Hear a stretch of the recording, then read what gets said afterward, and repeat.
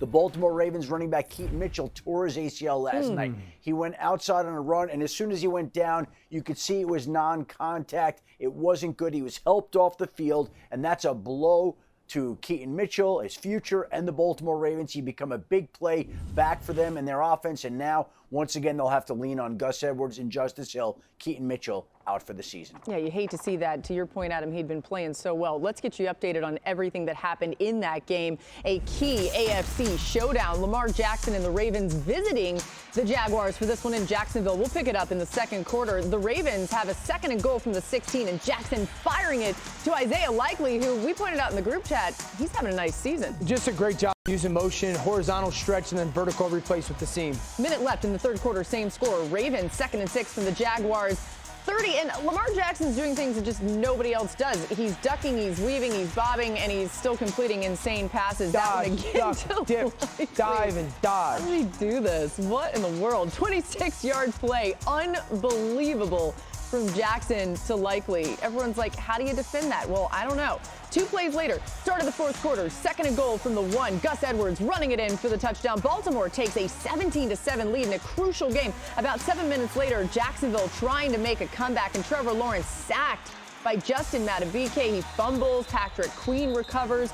Ravens ball in Jacksonville territory, so Baltimore wins 23-7 and clinches a playoff spot. The Ravens led for the final 51 minutes and 21 seconds on Sunday. Baltimore has led for an average of 44 minutes and 2 seconds so far this season. According to Elias, that's the 3rd highest average time leading in a season since the 1970 merger. Every other team on this list made it to the Super Bowl, by the way, and the 3 of them won it all. So obviously it helps with the construction of the game, but also the teams that win like that or lead like that end up winning Super Bowls, apparently. Marcus, what made that Ravens offense so tough to defend last night?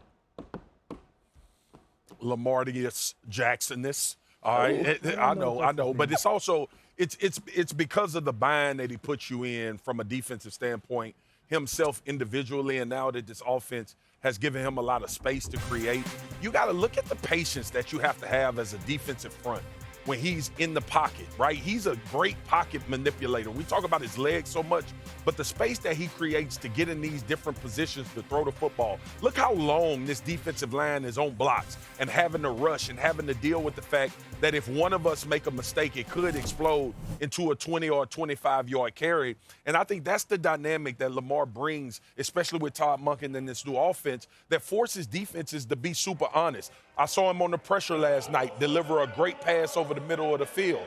That element, coupled with the fact that he can put you on blocks for an hour and still make a play, I think makes this the most dangerous team in the AFC.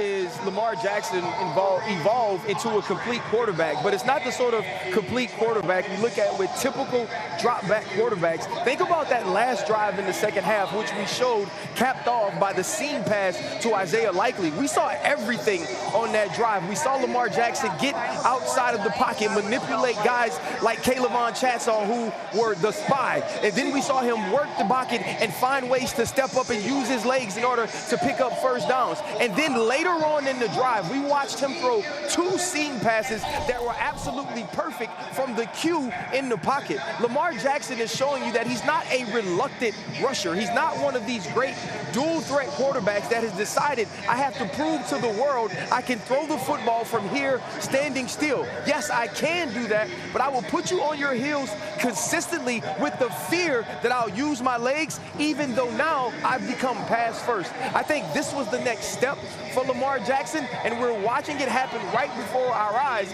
under Todd Monken. Yeah, for me, this offense in many ways is like a chameleon. It's constantly changing, and there's so much that it can do. I don't know if I can kind of pinpoint one thing identity-wise that they're capable of doing. Todd Monken is fantastic. I mean, sometimes there's like their drop-back pass game and Lamar's hitting a crosser. Sometimes they isolate OBJ. Sometimes there's under-center play action. He's just dumping it off to a check down. There's the designed quarterback run. That's a little bit of the old when it comes to Lamar. There's the red zone stuff to the tight ends. There's the zone reads when he can hand it off. There's just so much variance with this offense. And I think that's the really difficult thing is in the past, we kind of knew what this offense was, as awesome as it was.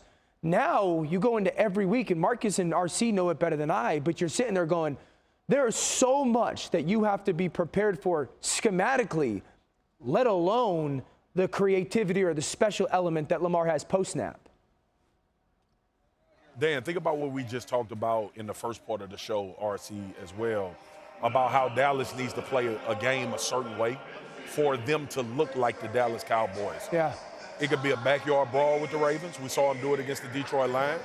It needs to be a high power, to Dan's point. You need to push the ball down the field and be explosive offensively. And to your point, and what we was talking about with Lamar is you never can get comfortable. Because even when you're in the right call or even when you got the right pressure on, then it becomes about tackling.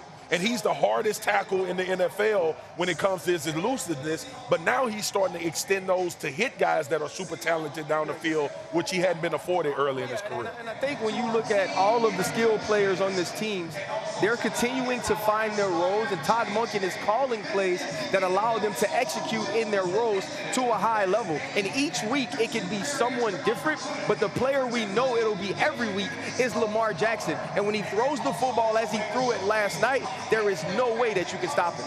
Yeah, that's the mark of a championship team, right? Is they can beat you in any way. No matter what you throw at them, they've got some sort of answer. We'll see if that proves to be true.